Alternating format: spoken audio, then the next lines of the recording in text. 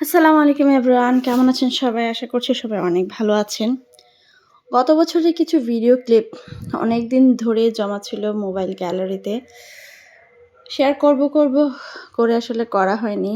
গত বছর প্রায় শীতের শুরুর দিকে এই ভিডিওটা, শীতের শুরু না মানে শুরু হওয়ার আগ টাইমটা আরকি। মেবি শরৎকালের হবে। তখন ওই যে পানি শুকিয়ে গিয়ে যখন বিলে একদম পানি কমে যায় তখনকার আরকি। তো আমাদের বাড়ি যেহেতু বিল এলাকায়, তো বিলের সিনারি তো থাকেই। আর এটা হচ্ছে আমাদের বাড়ির পাশের একটা মরা নদী, যেটা এখনো পানি অনেকটাই শুকিয়ে গেছে সেই সময়টাতে। এই তো এটা হচ্ছে শীতের সময়কার আমার শ্বশুরবাড়ির সামনে রাস্তা। বাড়ির কাজ হবে জন্য ওই যে ইট ভেঙে রেখেছিল 1 বছর আগের কথা এগুলো।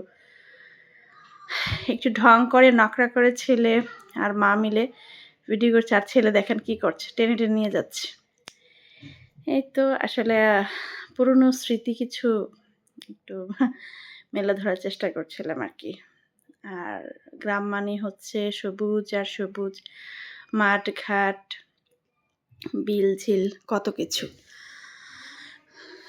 আমরা যারা শহরে থাকি তারা তো গ্রামকে ভীষণই মিস করি। গ্রাম মানে প্রশান্তি। আর এখানে হচ্ছে এগুলো যে কবেকার ভিডিও আমি ঠিক মনেই করতে পারছি না, কত আগের ভিডিও এগুলো। পুডিং বানানোর জন্য ডিম ফেটানো হচ্ছে, তারপরে পরিমাণ মতো চিনি দিয়ে তারপরে চিনিটাকে খুব ভালো করে ফেটানো হবে।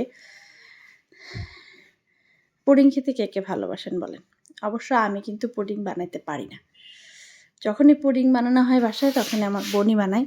আমি পুডিং বানাইতে তত একটা পছন্দ করি না। কেন জানি আমার কাছে পুডিং বানাইতে ভালো লাগে না। বাট খেতে ভালো লাগে। আমার সবচেয়ে ভালো লাগে পুডিংয়ের এই পার্টটা, এই যে ক্যারামেল করে তারপরে এটার মধ্যে যখন দেওয়া হয় তখন।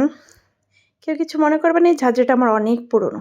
প্রায় ৫ বছর হয়ে যাবে এখনও ব্যবহার করছি। তো আজকে হচ্ছে ডাইরেক্ট পুডিং না, তখন হচ্ছে ডাইরেক্ট পুডিং বানানো হয় নাই। পুডিং কেক বানানো হয়েছিল বেসিক্যালি। এত মজা হয়েছিল। তা আমার বোন অন্য কিছু তেমন একটা বানাইতে চায় না, বাট এটা হলে পুডিং বা পুডিং কেক হলে সে বানায়। এটা হচ্ছে শীতের একদম, গত বছর ভরপুর শীতের মধ্যে আমরা রামেন বানিয়েছিলাম। এত মজা হয়েছিল, একদম ঝাল ঝাল। ভিডিওটা দেখা তো আমার আবার খেতে ইচ্ছে করছে, আবার বানাবো। একদম মুখে পানি চলে এসেছে। রামেন খেলে রামেনের মতো একদম নাক মুখ দিয়ে যাতে ধোঁয়া ছুটে ঝালের চোটে। কোরিয়ানরা ঝাল খাইতে পারে, আমরা খাইতে পারি না, আমরা আরও বেশি ঝাল খাইতে পারি।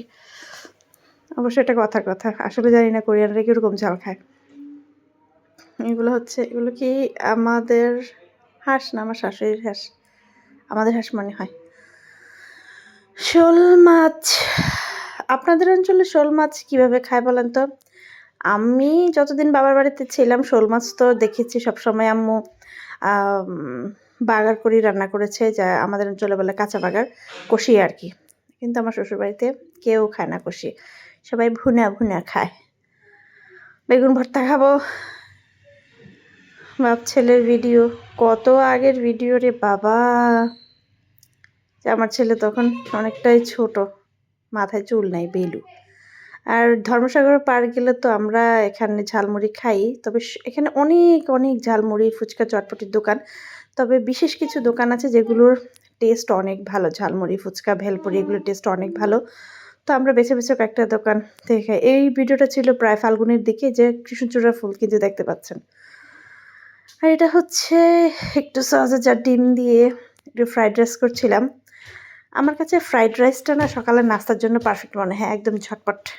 যদি ভাত থাকে কিছু ইনগ্রেডিয়েন্ট দিয়ে ফ্রাইড রাইসটা করে ফেললে বড়দের পাশাপাশি ছোটরাও খুব ভালো করে খেয়ে নেয়। আমার ছেলেও তো খুব মজা করে খেয়ে ফেলে যদি ফ্রাইড রাইস করা হয়। আর ফ্রাইড রাইসটা না সবসময় বাসমতি চাল দিয়ে সবচেয়ে বেশি সুন্দর হয়,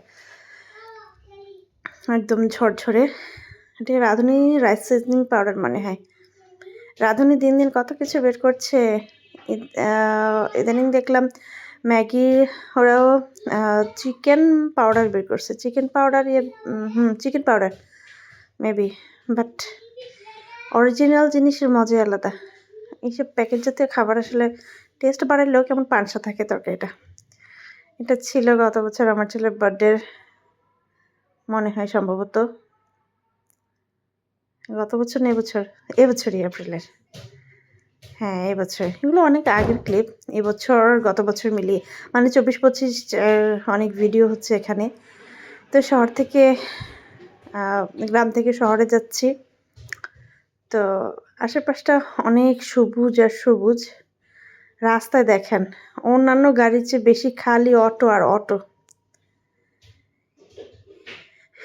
এই কষিয়ে যেই চিকেন খিচুড়িটা করা হয় আমার কাছে ভীষণই ভালো লাগে। অল্প একটু খিচুড়ি, এজন্য মাত্র 2টা পিস মাংস দিয়ে খিচুড়িটা করা হচ্ছে। তো এরকম খিচুড়ি কিন্তু ঝরঝরেটা এমনি খালি খেতেই আমার কাছে বেশি ভালো লাগে। তো ছেলের জন্য একটু নিয়েছি, চিকেনটা খিচুড়ির সাথে দিয়ে দিয়েছি, আর হচ্ছে গরুর মাংসটা আলাদা রান্না করেছি। এটা হচ্ছে বৈশাখ মাসের ভিডিও। আমি যখন পাকা শুরু হয়েছে তখন আমার শাশুড়ি তো ব্যাগ ভরে ভরে আম গ্রাম থেকে শহরে পাঠায় দেয়, কারণ আমরা সময় মতো যাইতে পারি না কাজে। আমসত্ত্ব বানিয়ে পাঠিয়েছি। আমার শাশুড়ির হাতে আমসত্ত্বটা যে কী পরিমাণ মজা হয়, আমার যে কীভাবে বানায় আমি জানি না আসলে। আমিও অনেকবার চেষ্টা করছি, বাট আমার মতো হয় নাই। আর আমার বিশেষ ফেভারিট মোমো, যেমনই পারি এমনই বানাই, বাট আমার কাছে অনেক ভালো লাগে খাইতে। ডিম পরোটা, কত দিনের বাচ্চা ক্লিপ রে ভাই। আর এই হচ্ছে সেই স্পেশাল কাঠঠোকরা যে সারা দিন আমাদের জানার পাশে এসে নিজের ছবি নিজে দেখে খালি ঠোকরাইতে থাকে। এই যে দেখেন কী অবস্থা করে, এইখান থেকে ওখানে যাবে, ওখান থেকে এখানে আসবে, আর নিজে নিজে ঠোকরাঠুকরি করবে। সন্ধেবেলায় হাঁস মুরগি উঠাইতে হবে, ঠান্ডা লেগে গেছে। আমার শাশুড়ির চুচু, আমরা কিন্তু অলরেডি এগুলো থেকে অর্ধেক চুচু খেয়ে ফেলেছিলাম। এগুলো অনেক আগের, 6-7 মাস আগের ভিডিও। কিছুদিন আগে হাঁস দেখছিলাম না, এগুলো ছিল, আমরা এগুলো খেয়েছিলাম। এগুলো হচ্ছে দেশি হাঁস না, কিন্তু এগুলো চীনা হাঁসের বাচ্চা। দেশি হাঁস লালন পালনের একটু ঝামেলা বলতে কি, যদি আশেপাশে বিলঝিল না থাকে, খোলা জায়গা না থাকে, পুকুরে না যেতে পারে, তাহলে দেশি হাঁসের বাচ্চা ভালো থাকে না। এই জন্য চীনা হাঁসের বাচ্চা ঘরে থেকে পালে। আর আমার ছেলে দেখেন, সে এমন কান্নাকাটি, সে আমার ব্যাগ নিয়েই হাঁটবে। এগুলো সব গত বছরের ক্লিপ, এবছরের ক্লিপ। আল্লাহ।